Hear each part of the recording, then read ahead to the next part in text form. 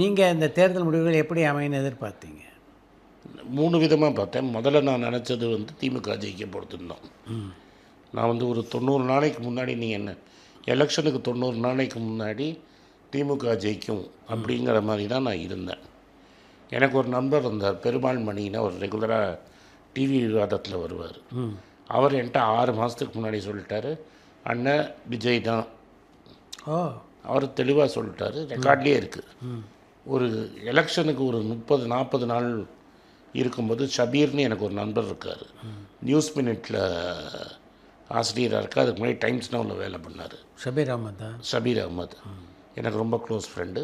ஷபீர் அகமது என்கிட்ட சொன்னது, டிவிக்கே ஜெயிக்க போகிறது சார், லேண்ட்ஸ்லைடுன்னு சொன்னார். இதுக்கு நடுவில் என் ஒய்ஃப் வந்து மாயாவரம் சேர்ந்தவங்க. என் ஒய்ஃபோட ஃப்ரெண்டு வந்து கார்மெண்ட் ஸ்கூல் டீச்சராக இருக்காங்க. இந்த கார்மெண்ட் ஸ்கூல் டீச்சர் வந்து எப்போதுமே திமுக, இந்த 70கள்லேருந்து திமுகவோட ஓட்டு பேங்க். ஏன்னா அந்த பேப்பர் ஓட்டெல்லாம் சரி பார்க்கறதுக்காக கலைஞர் எப்போதும் அவங்கள அப்பாயிண்ட் பண்ணுறதுலேருந்தே கேர்ஃபுல்லாக இருப்பார். ஸோ அது வந்து அவங்களோட ரியல் ஸ்ட்ராங் ஹோல்டு. இது ஸ்கூல் டீச்சர் ஓட்டு பேஸுங்கிறது திமுகவோட பேஸ். ஸோ என் ஒய்ஃபோட கிளாஸ்மேட்டு 2 பேர் ஸ்கூல் டீச்சராக இருக்காங்க. வாடி போடின்னு தான் பேசிப்பாங்க.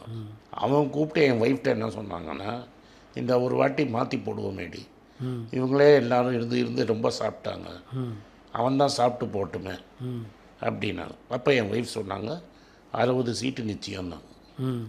நான் அப்போ நம்பலை. ஆனால் எனக்கு ஒரு பொறி தட்டிது, கார்மெண்ட்டோட ஊழியர்கள் இது திமுகவோட ஓட்டு பங்கின்னு எனக்கு தெரியும். அவங்களே கட்சி மாறுறாங்கன்னா மாறுதல் இருக்குதுன்னு நினச்சேன். என் ஒய்ஃபு 60ன்னு சொல்லிட்டாங்க அன்றைக்கி. இன்ஃபேக்ட் பந்தயம் வச்சு நான் தோற்றேன் என் ஒய்ஃப்கிட்ட. அதை ஒத்துக்கிறதுல தப்பே கிடையாது. 60ன்னு என் ஒய்ஃபு சொல்லிட்டாங்க. இந்த கேண்டிடேட்லாம் அனௌன்ஸ் பண்ணும்போது நான் எல்லார்ட்டையும் சொன்னது, மயிலாப்பூர், மாம்பலம், தாம்பரம், வில்லிவாக்கம், அதுக்கப்புறம் இன்னொன்று விருகம்பாக்கம், 5-6 தொகுதி நான் சொன்னேன். இந்த 6 தொகுதி திமுக தோற்றுரும் அப்படிங்கிறது நான் திமுக காரங்கள்கிட்டே சொன்னேன். மயிலாப்பூர் கேண்டிடேட் தப்பு, தமிழிசை 3வது இடத்துக்கு போவாங்கன்னு கூட நான் சொன்னேன். அண்ணா நகர்லேயும் அவங்க பண்ணது தப்பு. இங்கே இப்போ நம்ம உட்காந்துட்டுருக்க மாம்பலம் போயிடும். எனக்கு ரியல் ஷாக் எப்படின்னா, எலெக்ஷனோட கடைசி கேம்பெயின் 3 நாளைக்கு நான் போகிறச்ச திருச்சியிலேருந்து கும்பகோணம் வரைக்கும் நான் கேம்பெயின் பண்ணின்னு போனேன். அப்போது வந்து எனக்கு இது வந்து ஒரு ப்ராப்ளமாக இருக்கும்னு எனக்கு ஒரு நம்பர் இருக்கார், தமிழ் கேள்வி செந்தில்னு. அவரை கூப்பிட்டு நான் கேட்டேன், என்னப்பா ஏதோ மாதிரி இருக்குது, வந்துடுவீங்களான்னு கேட்டேன். அதெல்லாம் இல்லை, சும்மா பயமுறுத்தாத, களம் ரொம்ப ஸ்ட்ராங்காக இருக்குன்னாரு. 10-15 நிமிஷத்தில் பொட்டியை என்ன சொன்னால் 15 நிமிஷத்தில் தெரிஞ்சிருச்சு கதை கந்தல் ஆயிடுச்சுன்னு. இந்த திராவிட கட்சிகள் வீழ்த்தப்பட்டதுக்கும் விஜய் வெற்றி பெற்றதுக்கும் என்ன காரணம் நினைக்கிறேன்? இல்லை, ஒன்று நீங்கள் புரிஞ்சுக்கணும். தமிழ்நாட்டில் வந்து நான் மாறிட்டுன்னு நினச்சேன். பட் காமராஜ் காலத்திலே தமிழில் எப்படின்னா, ஒரு லீடருக்கு தான் ஓட்டு. ராஜாஜி எலெக்ஷன் ஜெயிக்கலை. ராஜாஜி மைனாரிட்டி கவர்மெண்ட்டு, கம்யூனிஸ்ட் ரொம்ப நிறைய ஓட்டு வாங்கிட்டாங்க. இப்போ ஒரு காம்ப்ரமைஸ் கேண்டிடேட்டாக தான் ராஜாஜியை கூட்டின்னு வந்தாங்க. ரியலாக எலெக்ஷன் ஜெயித்தது காமராஜ். உங்களுக்கு தெரியாதது கிடையாது, நான் திரும்பி உங்களுக்கு சொல்கிறேன். ஒரு ஸ்ட்ராங் லீடர் காமராஜ் தான். பக்தவச்சனத்தால் எலெக்ஷன் ஜெயிக்க முடியல. காங்கிரஸில் லீடர் இல்லை. 67 காங்கிரஸ் நான் தான் சீஃப் மினிஸ்டர்னு காமராஜ் இருந்தால் திரும்பி ஜெயிச்சிருப்பார். அவர் ஒரு தமிழ் கவிஞரை கோயம்புத்தூர்லேருந்து இருக்கிறவரை தலைவர் சீஃப் மினிஸ்டர் கேண்டிடேட்டாக போட்டு தோத்தார். நான் தாண்டா சீஃப் மினிஸ்டர்னு சொல்லியிருந்தா அன்றைக்கி காமராஜ் ஜெயிச்சிருப்பார். அண்ணா ஜெயித்தார். அண்ணாக்காக தான் அந்த எலெக்ஷன். அண்ணாக்கு அப்புறம் ஒரு கன்ஃபியூஷன் இருந்தது. எம்ஜிஆர் ஒரு பெரிய லீடராக வந்தார். மக்கள் வந்து சீஃப் மினிஸ்டருக்கு தான் ஓட்டு போடுறாங்களே தவிர மற்றவங்களுக்கு ஓட்டு போடலை. ஸோ இந்த எலெக்ஷன் வந்து பின்னாடி ஹைண்ட்சைட் பயஸ்ன்னு சொல்லுவோம். எலெக்ஷன் முடிஞ்சப்புறம் நான் பார்த்ததில் 2 பேருக்கு நடுவில் தான் எலெக்ஷன், ஸ்டாலினா விஜயான்னு. அதில் விஜய் வெற்றி பெற்றார். அந்த பூத்தில் அந்த லிஸ்ட்டில் என்னெல்லாம் பேர் இருந்தாலும் மக்கள் மனதில் 2 பேர் தான், விஜயா ஸ்டாலினா. அதில் விஜய் ஜெயிச்சிட்டார். தேர்தல் பிரச்சாரங்களில் விஜய் சொன்னது தான் பலிச்சுன்றீங்க. அதாவது திமுகவா தாவேக்காவா 2 தான் போட்டி. விஜயா ஸ்டாலினா, இந்த பாருங்கள், நம்ம என்ன வேணால் சொல்லலாம். விஜயா ஸ்டாலினா, அதில் விஜய் வெற்றி பெற்றார். ஒத்துன்னு தானே ஆகணும். ஏன்னா விஜயை தவிர அந்த கட்சியில் யாரையும் தெரியாது. இப்போ விஜய் வெற்றி பெற்றதுக்கு பின்னால் இன்றைக்கு பார்த்திங்கன்னா காங்கிரஸ் அவரோட இணைஞ்சிருக்கு. திமுகவோடு தேர்தலை சந்தித்து வெற்றியை பெற்றுவிட்டு தாவேக்காவோட காங்கிரஸ் இணைந்திருப்பது வந்து மிகப்பெரிய விமர்சனத்துக்குள்ளாக இருக்குது. திராவிட கழக தலைவர்களே விமர்சிக்கிறாங்க. அதுக்கு நான் பதில் சொல்லணும்னு எதிர்பார்க்குறீங்களா? நிச்சயமா. சரி, நீங்கள் ரொம்ப கொள்கை தானே இருக்குது. நான் சொல்கிறேன், பதில் சொல்கிறது எனக்கு ஒன்றும் இல்லை. கன்னியாகுமரி யாரோட கோட்டை? BJP and Congress. பிஜேபி ஒரு வாட்டி தான் ஜெயிச்சிருக்கு. Congress and BJP. காங்கிரஸ் தான் எல்லாமே. ஒரே ஒரு வாட்டி எம்பி சீட்டு பொன் ராதாகிருஷ்ணன் ஜெயிச்சிருக்காரு. மீதியெல்லாம் நாங்கள் தான் ஜெயிச்சிருக்கோம். இன்றைக்கி இல்லை, 40கள்லேருந்து. ஏன்னா அது ட்ரமன்கூர் சமஸ்தானத்தோட ஒரு பார்ட்டு. பிஜேபிக்கு அங்கே ஒரு எம்எல்ஏ கூட கிடையாது இப்போ. ஆமாம், போன வாட்டியும் இல்லை. ரைட்டுங்களா? காந்தின்னு ஒரு எம்எல்ஏ ஒரு வாட்டி ஜெயித்தார். அதனால் அங்கே நாங்கள் திமுகனால் ஜெயித்தோன்னா யாரும் நம்பக்கூடாது. திமுகவில் ஜெயித்தோமா, அங்கே 5ல் 3 எங்களுது. மீதி இருக்கிறது 2 சீட்டு. ஒன்று மேலூர், இன்னொன்று மாயாவரம். மேலூர் வந்து மதுரை மாவட்டம். மதுரையில் மேலூரில் திமுக என்றைக்கு ஜெயிச்சிருக்குன்னு நீங்களே போய் ஹிஸ்ட்ரி புக்ஸை புரட்டிடுங்க. பெரிய ஹிஸ்ட்ரி ஃபேன் நீங்கள். என்றைக்கு மேலூரில் இன்னொரு வாதம் பார்க்குறேன். கொஞ்சம் இருக்கு, நான் முடிச்சிடுறேன். இல்லை, இத்தனை ஆண்டுகளாக நீங்கள் தேர்தலை சந்தித்தது திமுகவோட சேர்ந்து தானே. கொஞ்சம் இருக்க சார், நான் சொல்லி முடிக்கிறதுக்கு முன்னாடியே அவசரப்படுறீங்க. மதுரையில் 11 இடத்துல எலெக்ஷன் வந்தது. எவ்வளோ இடத்துல எலெக்ஷன் வந்தது? பிடிஆர் மாதிரி பெரும் தலைவர்கள்லாம் அங்கே நின்னாங்க. பிடிஆரை 3வது இடத்துல தள்ளிட்டீங்க. மூர்த்தி தோத்துட்டார். 11 சீட்டில் 10 சீட் நீங்கள் தோத்துட்டீங்க. ஜெயித்தது ஒரே சீட்டு காங்கிரஸ். இப்போ என்ன நம்ப வைக்கிறீங்க? திமுக காரங்களுக்கு உங்களுக்கு பதில் சொல்ல. அப்போ திமுக எங்கள் உழைப்புங்கிறீங்க. 10 சீட் எல்லாத்தையும் விட்டுட்டு காங்கிரஸ்காரன் ஜெயிக்கணும் அப்படின்னு அந்த ஒரு சீட்டுக்காக நீங்கள் வந்து உழைச்சிங்களா? அங்கே நடந்தது என்னென்னா ரிவர்ஸ் போலரைசேஷன். ஒரு டாமினன்ட் கம்யூனிட்டி இருக்குது. இவர் வந்து பட்டியலித்தார். நாங்கள் அவர் கொடுத்தது ஒரு பட்டியலித்தார் சேர்ந்தவர். மற்ற மேஜர் கம்யூனிட்டி மற்ற 3 பேரும் இருந்தாங்க. அவங்க ஓட்டை பிரிச்சுக்கிட்டாங்க. எங்கால் ஜெயிச்சு வந்துட்டார். ஆனால் திமுக உழைப்புங்கிறத நான் சொல்ல மாட்டேன். மாயாவரங்கிறது பாய் ஓட்டு. அது பாய் போட்டாங்க. உதயநிதி எங்கள் ஏரியாவில் ஜெயித்ததும் பாய் ஓட்டுனால. மினிஸ்டர் இவர் சேகர் பாபு ஜெயித்ததும் முஸ்லீம் ஓட்டுனால. எங்கால் ஜெயித்ததும் முஸ்லீம் ஓட்டுனால. ஐயூஎம்எல் எங்கே இருக்காங்க? விஜயோடு இருக்கிறாங்க. அடுத்த வாட்டி அது ஐயூஎம்எல் அந்த ஏரியாவில் தான் ஸ்ட்ராங்கு. டெல்டாவும் டீப் சவுத்தில் தான் ஸ்ட்ராங்கு. அடுத்த வாட்டி ஐயூஎம்எல் எங்கே இருக்கோ ஓட்டு போட போகுது. அதனால் திமுக உழைப்பில் ஜெயித்தேங்கிறத தனியாக வச்சுருங்க. 98ல் யுனைடெட் ஃப்ரண்ட் கவர்மெண்ட்டில் தமாகவும் கலைஞரும் சேர்ந்து நின்று எலெக்ஷன் ஜெயித்தாங்க. ஆமாம். ஜெயலலிதா பிஜேபியோட நின்று ஜெயிச்சு ஆட்சியில் பார்ட்னர் ஆனாங்க.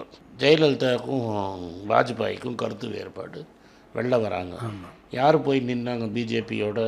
அப்போ மூப்பனார் கழுத்தை யார் எடுத்தாங்க?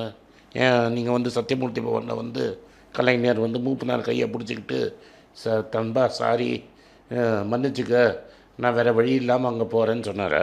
சந்தர்ப்பம் கிடச்ச உடனே எங்களை கைட்டிட்டு இன்றைக்கி கொள்கை எதிரின்னு சொல்கிற பிஜேபி அமைச்சரில் அவர் மருமனுக்கு சீட்டு வாங்கி கொடுத்தாரு, காமர்ஸ் மினிஸ்ட்ரி. இஸ்லாமிய ஓட்டே எங்கள் ஓட்டு பேங்க்கு அப்படின்னு சொல்கிறவர் குஜராத்தோட படுகொலை நடக்கிறச்ச எங்கே இருந்தார்? வாஜ்பாய் கவர்மெண்ட்டில் தானே இருந்தார். ஏன் சார் உங்களுக்கு ஒரு நியாயம் எனக்கு ஒரு நியாயமா? நான் கௌத்தப்புறம் போகல, ஜெயலலிதா கௌத்தப்புறம் போகல. மக்கள் தீர்ப்பு ஒரு 108 சீட்டு வந்துடுச்சு. பிஜேபி பேக்டோர் என்ட்ரி ட்ரை பண்ணுறாங்க கவர்னரை வச்சு. உங்களுக்கு பிஜேபி நீங்கள் ஆதாரப்படலாம் இருக்கலாம். ஆனால் கவர்னர் என்ன பண்ணியிருக்கணும்? விஜயை கூப்பிட்டு நீ வந்து ஆட்சி உன்னை எப்படியாவது நீ வந்து ப்ரூவ் பண்ணுன்னு கொடுக்கல. அசம்பிளியில் ப்ரூவ் பண்ண. நீங்கள் என்ன நினச்சிங்க? பின்னாடி அவர் எப்படியாவது பேரம் பேசுறதுக்கு அமித்ஷா ரெடி ஆகிட்டார். எங்களோட கொள்கை வந்து பிஜேபியை, தமிழ்நாட்டை பிஜேபியிலேருந்து காப்பாற்றுறது. அதனால் எங்கள் ஓட் சப்போர்ட்டை நாங்கள் கொடுத்தோம். எங்கள் தலைவர் ராகுல் காந்தி ஸ்டாலின் சார்கிட்ட ஓப்பனாக எங்களுக்கு 2 கேபினெட் வேணும்னு கேட்டோம். நீங்கள் என்ன சொன்னீங்க? இந்தியா டுடேயில் ஒரு சம்மிட்டில் வந்து என்ன சொல்கிறீங்க? கொடுக்க முடியாது. நீங்கள் நாங்கள் உங்களை மரியாதையாக கேட்டோம், எங்களுக்கு கொடுங்கன்னு. கொடுக்க முடியாதுன்னு சொன்னது நீங்கள். ஒரு அரசியல் கட்சி நடத்துகிறோம் சார், நாங்கள் என்ஜிஓ நடத்தலை. ஒரு அரசியல் கட்சிங்கிறது ஆட்சிக்கு வரணுங்கிறது தான் எங்களுக்கு ஆசை. எங்களுக்கு மரியாதையும் கொடுக்குறாரு, 2 சீட்டும் கொடுக்குறாரு. போனால் என்ன தப்பு? நீங்கள் வந்து கொள்கை எதிரி. 2 கேபினெட் மினிஸ்ட்ரி கொடுக்க முடியாதுன்னு சொன்னதுக்கப்புறமும் அந்த கூட்டணி தான் இருந்தீங்க. அது வந்து தான் சொல்லிட்டேன். அதுக்கு எக்ஸாம்பிள் சொன்னேனே. டெல்லியில் எங்களுக்கு இம்பார்ட்டண்ட்டுன்னு தோணித்து. மக்கள் அது இம்பார்ட்டண்ட்டில் இதுதான் இம்பார்ட்டன்ட் மக்கள் ஓட்டு போட்டது. மக்கள் விஜய்க்கு 120 சீட்டு கொடுத்துருந்தா நாங்கள் தேவையாக இருந்திருக்காது. இல்லை, அவர்கள் பண்ண தவறை நீங்கள் சுட்டி காட்டுறது அரசியலில் வந்து இதுவே பல பேருடைய வழக்கமாக இருக்குது. ஏன் நீங்கள் தப்பு பண்ணீங்க அப்படின்னா அவங்க இந்த ஆண்டில் தப்பு பண்ணாங்க, இந்த ஆண்டில் தப்பு பண்ணாங்க. நான் தப்பே பண்ணலையே. எங்களது வந்து ப்ரீபோல் அலையன்ஸு. அந்த அலையன்ஸ் பவருக்கு வரல. நீங்கள் சொல்கிறது நான் எப்போ அரசியல் தப்புனா, திமுகட்ட 110 சீட்டு இருக்குது, என்னோட 5 சீட்டு தேவைப்படும் போது நான் அவனை குத்தினா முதுகில் குத்துறது. நீங்கள் வாங்கினதே 55 சீட்டோ 59 சீட்டோ. இருந்தாலும் தார்மீகமாக நான் என்ன தார்மீகம்? ஆதரவு தரோம். அரசியல் என்ன தார்மீகம் சார்? ஒரு வார்த்தை சொல்லிட்டு போயிடணும். சொல்லிட்டு போகலன்னு தெரியுமா உங்களுக்கு? சொல்லிட்டு போகலன்னு ஸ்டாலினை ராகுல் காந்தி கூப்பிட்டு பேசினாரா பேசலையா? பேசினார். எலெக்ஷன் ஆன அன்றைக்கே ஸ்டாலின் ராகுல் காந்தி பேசினார். என்ன பேசினாருன்னு உங்களுக்கு தெரியுமா? எனக்கு தெரியுமா? தெரியாது. யாரும் யார்கிட்ட பர்மிஷன் வாங்கணும்னு இல்லை. இப்போ தான் எல்லா வெளிச்சமும் வந்துருச்சு. திமுக வந்து அதிமுகவோட சேர்ந்து கூட்டணி போடணும்னு நினச்சாங்களே. நீங்கள் அரசியல் பார்த்தவர், நான் எனக்கு அவ்வளோ அனுபவம் கிடையாது. நீங்கள் சொல்லுங்கள், எம்ஜிஆரும் கருணாநிதி ஆத்மாவும் சாந்தி அடையுமா? அது ஒரு பிழையான விஷயம். அது பிழைய தான், அதனால் சந்தேகம் இல்லை. அது என்னது? சரி, அது வேலைக்காலன்னொன்னே நாங்கள் 2 பேரும் சேர்ந்து திருமாவளவனை சிஎம்மாக்குறவனுங்களே, அது என்னது தார்மீகமா? அதுக்கு ஏதோ யுதிஷ்டன் தேர் இறங்கின மாதிரி சொல்கிறீங்க நீங்கள். எப்படி இருக்குது விஜயனுடைய அரசாங்கம்? It very too early to say. It is ஒரு 6 மாதமாக தான் ஆகும். பட் என்னை பொறுத்த வரைக்கும் வந்து டெமோக்ராஃபியை நீங்கள் பார்த்தீங்கன்னா, அரசாங்கம்ங்கிறது அரசு நடத்துகிறதோட ஐஏஎஸ் ஆஃபீஸர் நடத்துகிறது தான் அரசாங்கம். ஸ்டாலினோட அட்மினிஸ்ட்ரேஷனில் நான் ரொம்ப இன்வால்வ்டு வந்து என்னை அப்பப்போ கூப்பிட்டு ஐஏஎஸ் ஆஃபீஸர்லாம் பேசினதுனால நான் சொல்கிறேன், ஐஏஎஸ் ஆஃபீஸர் நடத்துகிறது தான் அரசாங்கம். உதயச்சந்திரனும் அவர் நண்பர்களும் நடத்தினது தான் திமுக ஆட்சி. சில ஐஏஎஸ் ஆஃபீஸர் நடத்துறது இவங்களோட ஆட்சி. அது வந்து பேர் இவருக்கு போகும், நல்ல பேரோ கெட்ட பேரோ இவருக்கு போகும். இவரால் மார்ஜினில் ஸ்கீமில் ஏதாவது பண்ண முடியும். ஏன்னா ஒரு ஸ்டேட்டில் வந்து 96% ரூபாய் எப்படி போகிறதுன்னு இப்போயே டிசைட் ஆகிடுச்சு. நீங்கள் வந்து அரசாங்க சம்பளம், அரசாங்கம் பென்ஷன், அரசாங்கம் வட்டியே 100 ரூபா அரசாங்கத்துக்கு வருமானம் வருதுன்னா 98 பைசா இங்கேயே போயிடும்.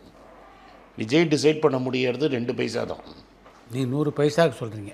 100 பைசா கணக்கு இருந்ததுன்னா, அது ஸ்டாலினாக இருந்தாலும் சரி, விஜயாக இருந்தாலும் சரி, ஆனந்த் ஸ்ரீனிவாசன் இருந்தாலும் சரி, எனக்கு பட்ஜெட் போடுறதுக்கு 3 பைசா 4 பைசா தான் இருக்கும். ஏன்னா எங்கள் முன்னோர்களே வந்து இவ்வளோ வட்டி, இவ்வளோ பென்ஷன், இவ்வளோ சம்பளம் கொடுத்தாச்சு. அந்த 4 பைசாவில் நான் என்ன பண்ணுறேங்கிறது தான் என்னோடய டிசிஷனாக இருக்கும்.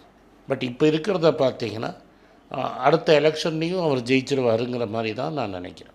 ஒரு ஸ்ட்ராங் அப்போசிஷன் அவருக்கு இல்லை அப்படிங்கிறது நான் நினைக்கிறேன். அவர் ஒரு தந்திரமாக மோதி பண்ணுறதே ஒன்று நல்லா பண்ணுறாரு. ப்ரெஸ்ட்டை பேசவே போகிறதில்ல. ஸோ அவர் என்ன நினைக்கிறாருன்னு யாருக்கு உங்களுக்கும் தெரிய போகிறதில்ல, எனக்கும் தெரிய போகிறதில்ல. மோதி மாதிரி அவர் டெலிப்ராம்டர் தேவைப்படாது. அவருக்கு வந்து பெரிய சினிமா நடிகராக இருந்ததுனால கரெக்டாக மனப்பாடம் பண்ணி கரெக்டாக பேசிடுவார். அவரை எதிர்க்கிறதுக்கு யாரும் இல்லைங்கிறது என்னோட கருத்து. ஆட்சியாளர்களுடைய கமாண்ட் இல்லாமல் அரசாங்க அதிகாரிகள் வந்து அரசாங்கத்தை நடத்தினாங்கன்னா சரியாக இருக்குமா? இப்போ அப்படி தானே இருக்குமா? சென்னை டெல்லியிலையும் அதுதான் நடந்துட்டுருக்கு, இங்கேயும் அதுதான் நடந்துகிட்ருக்கு. நம்மளுக்கு அது சரியாக இருக்கா இல்லையான்னு கேட்குறது கிடையாது. மக்கள் ஓட்டு போட்டாச்சு, அவங்க ஆளை செலக்ட் பண்ணிட்டாங்க. போன அரசாங்கத்தையும் அது நடந்தது, இந்த அரசாங்கத்தையும். ஸ்டாலின் மேலே இருந்த ஒரே ஒரு விமர்சனம், என்னை பொறுத்த வரைக்கும் அவர் 5 வருஷம் நல்லா தான் ஆட்சி கொடுத்தார். நான் இன்றைக்கி அவங்களோட இல்லைங்கிறதுனால அவர் நல்ல ஆட்சி கொடுக்கலன்னு நான் மாற்றி பேச முடியாது. நல்ல ஆட்சி, சிறந்த வேலை செஞ்ச, is a very good chief minister. But அவர் பண்ணதில் மோஸ்ட் ஆஃப் இட் உதயச்சந்திரனும் மற்ற மினிஸ்டர்ஸும் தான் பண்ணாங்க, மற்ற ஐஏஎஸ் ஆஃபீஸர்ஸ் தான் பண்ணாங்க. But he ran a very good government. 10-11% நம்ம வளர்ச்சி இருந்தது. மற்ற ஊரில் இருந்த மாதிரி வேலை வாய்ப்பு இப்போ இல்லாத ப்ராப்ளம் இல்லை. பல இண்டஸ்ட்ரி தமிழ்நாட்டுக்கு வந்தது. கொளத்தூர் ஏரியாவை ரொம்ப நல்லா பார்த்துக்கிட்டார். அன்றைக்கி நான் நினச்சது எப்படி இருந்ததுன்னா, அன்றைக்கி காமராஜர் ஸ்ரீனிவாசன் ஒருத்தர் தோக்கடிச்சிட்டாரு. இங்கே பாபுங்கிற ஒருத்தர் டெஃபினட்டாக வந்து எனக்கு வருத்தப்போ 60 வருடங்களுக்கு பின்னாடி திரும்ப நடந்திருக்கு. ஆமாம், ஸ்டாலின் தோற்றதில் எனக்கு ரொம்ப பெரிய வருத்தம். அவருக்கு he didn't deserve to lose. அவர் மேலே போட்ட இந்த உமன் சேஃப்டின்னு சொன்னதெல்லாம் போய், நீங்கள் ஆக்சுவலி நேஷ்னல் க்ரைம் ரெக்கார்ட்ஸ் பார்த்தீங்கன்னா தமிழ்நாடு தான் இருக்கிறதுலே ரொம்ப கம்மி க்ரைம் அகென்ஸ்ட் உமன். போதைப் பொருள்லேயும் நம்மளது தான் இருக்கிறதுக்குள்ளேயே கம்மி. நார்த் இந்தியா தான் ரொம்ப ஜாஸ்தி. அதெல்லாம் அவருக்கு அகென்ஸ்டாக கட்டமைக்கப்பட்ட கதை. On the face of it Vijay இல்லாமல் இருந்திருந்தால் அவர் ஈஸியாக திரும்பி வந்திருப்பார். அது ஒன்றும் சொல்கிறதுக்கு இல்லை. பெரிய தப்பு அவர் ஏதாவது பண்ணார், இந்த ஆட்சியில் இந்த தப்பை பண்ணிட்டார் அப்படின்னு நீங்கள் சொல்கிற மாதிரி அவர் எந்த தப்பும் பண்ணார். I have to give it him. அவர் போட்ட பட்ஜெட்டு, அவர் கொண்டு வந்த திட்டங்கள் எல்லாமே நல்லா, கோவிட் அவர் ஹேண்டில் பண்ணது எல்லாமே கரெக்டாக தான் பண்ணார். திராவிட கட்சியுடைய எதிர்காலம் கேள்விக்குறியாகிடுமோன்னு நினைக்கிறீங்களா நீங்கள்? ஸ்டாலினுக்கு அப்புறம் என்ன ஆகும் திமுகங்கிறதுல எனக்கு ஒரு பெரிய அச்சம் இருக்குது. ஏன்னா அவங்க அப்பா 2 பேர் இருந்து கட்சியை திரும்பி வந்தவர். ஒரு ஆள் ஜெயிச்சு, அவரும் இன்னொருத்தர் மட்டும் ஜெயிச்சு கட்சியை காப்பாற்றினவர் அவர். அதனால் திமுகவுக்கு அந்த ஜீன்ஸ் இருக்குது. ஸ்டாலின் அந்த சமயத்தில் அவங்க அப்பாவோடு இருந்ததுனால ஸ்டாலினுக்கு அந்த கஷ்டங்கள் தெரியும். பட் ஸ்டாலினுக்கு இப்போ வயசு முகர்ந்துடுறதுனால அவர் உடல்நிலையை வச்சு தான் இப்போ பார்க்குறச்ச நல்லா தான் இருக்கிறாரு. ஸ்டாலின் 10 வருஷம் ஆரோக்கியமாக இருந்தார்னா திமுக ஒரு வலிமையான கட்சியாக இருக்குங்கிறதுல எனக்கு எந்த சந்தேகமும் இல்லை. அதிமுக பொறுத்த வரைக்கும் அவங்களோட கட்சி மாடலே எப்படின்னா, ஒரு பெரும் தலைவரும் ஐடியாலஜிங்கனே அவங்களுக்கு கிடையாது. தலைவர் தான் ஐடியாலஜி, தலைவர் சொல்கிறது தான் எல்லாமே. அது டிவிக்கே அந்த பொசிஷன் எடுத்துருச்சு. இன்ஃபேக்ட் நான் ஜோக்காக நிறைய பேர்கிட்ட சொன்னேன், அதிமுகவில் விஜயை தலைவராக போட்டிருந்தாங்கன்னா 200 சீட்டு ஜெயிச்சிருப்பாங்க. ரெட்டைலை சின்னத்தில் விஜய் நின்று இருந்தார்னா 234 சீட்டில் 200 சீட்டு ஜெயிச்சிருப்பார். அதனால் அதிமுகவுக்கு ஃப்யூச்சர் இல்லைங்கிறது என்னோடய கருத்து. திமுகவுக்கு ஸ்டாலினோட ஹெல்த் அப்படிங்கிறத பொறுத்து இருக்குது. But other then that AIADMK இருக்காது.